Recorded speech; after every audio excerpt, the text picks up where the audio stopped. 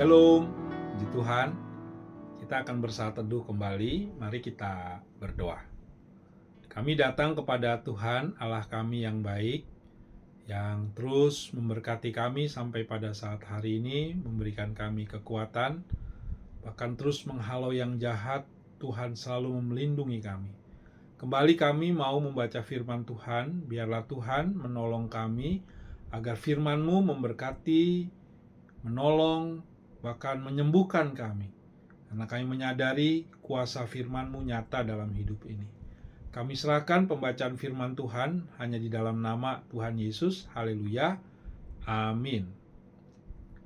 Saat ini firman Tuhan terambil daripada Yehezkiel 47 ayat yang pertama sampai dengan ayat yang ke-12.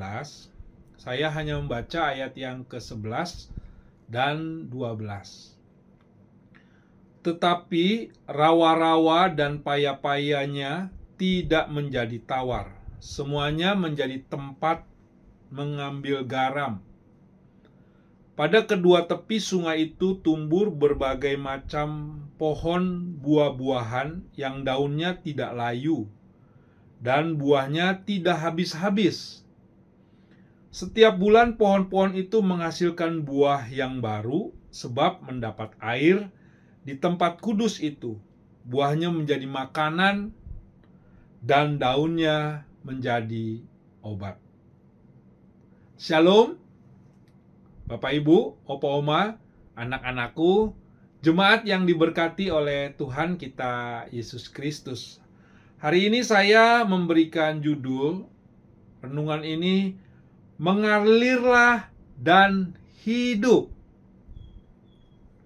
Permisi tanya, Bapak Ibu yang terkasih, pernahkah Anda melihat sumber mata air kecil yang mengalir menjadi sungai yang besar? Dari aliran yang kecil, tiba-tiba menjadi air yang mampu menghidupkan seluruh lembah. Jemaatku yang dikasihi oleh Tuhan kita Yesus Kristus, kitab Yehezkiel pasal yang ke-47 ini, Tuhan menunjukkan sebuah penglihatan luar biasa. Air yang kecil yang mengalir dari bait Allah berlahan-lahan menjadi sungai besar, lalu menghidupkan apapun yang disentuhnya. Renungan saat ini mengajak kita untuk melihat apakah hidup kita sudah dialiri oleh air kehidupan dari Tuhan. Apakah kita sedang bertumbuh atau justru kita sedang kering hidup kita ini. Nah, Nabi Yehezkiel ini pada waktu dia melayani, kita tahu dalam masa pembuangan. Umat Israel sedang berada dalam keadaan terpuruk, patah semangat, dan merasa Tuhan telah meninggalkan mereka. Di tengah-tengah keputusasaan ini, Tuhan memberikan Yehezkiel serangkaian penglihatan tentang pemulihan Israel, termasuk tentang gambaran bait Allah yang baru dan sungai kehidupan yang mengalir di dalamnya. Pasal 47 ini merupakan puncak pengharapan itu. Tuhan sedang berkata, "Aku akan memulihkan umatku. Akan ada kehidupan baru, akan ada aliran yang memulihkan." Maka poin penting yang kita bisa lihat pada pasal 47 ini ayat 1 sampai ayat yang ke-12, air itu mengalir dari bait Allah.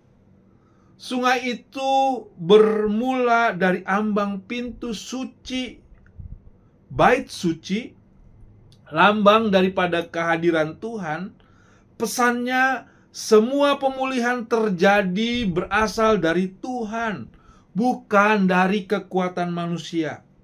Kita harus mencoba memperbaiki hidup diri kita sendiri dengan kemampuan kita. Tetapi pemulihan sejati hanya terjadi mulai ketika kita kembali dalam kehadirat Tuhan. Yang kedua, aliran itu semakin lama semakin dalam. Dari mulai pergelangan kaki, lutut, pinggang, sampai menjadi sungai yang besar. Ini menggambarkan sebuah proses pertumbuhan rohani. Tuhan tidak memaksa kita langsung tenggelam.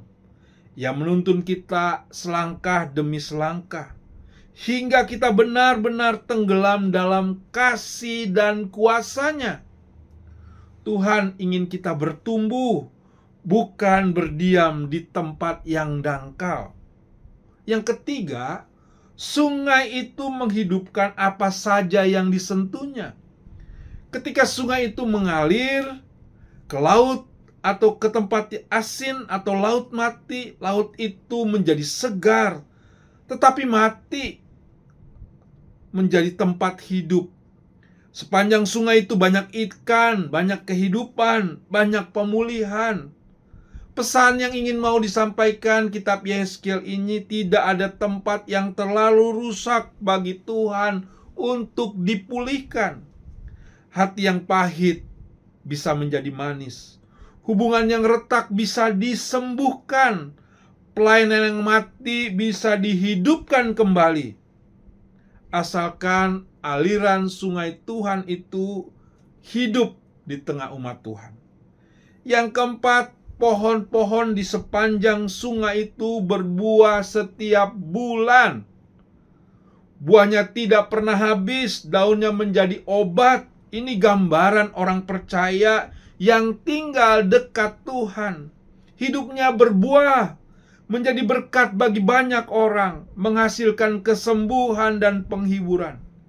Hidup yang punya hubungan dengan Tuhan tidak pernah mandek, tetapi terus memberi makna bagi banyak orang. Oleh sebab itu, jemaat Tuhan, marilah kita kembali kepada sumber kita, yaitu Tuhan Yesus yang sudah mati. Bahkan masa Minggu Advent ini sedang kita peringati. Biarlah pengharapan yang disampaikan oleh Nabi Yehezkiel itu menjadi pengharapan kita waktu kita datang kepada Tuhan. Ada pemulihan, ada sukacita, karena Dialah sumber kekuatan kita. Tuhan Yesus memberkati. Kita berdoa.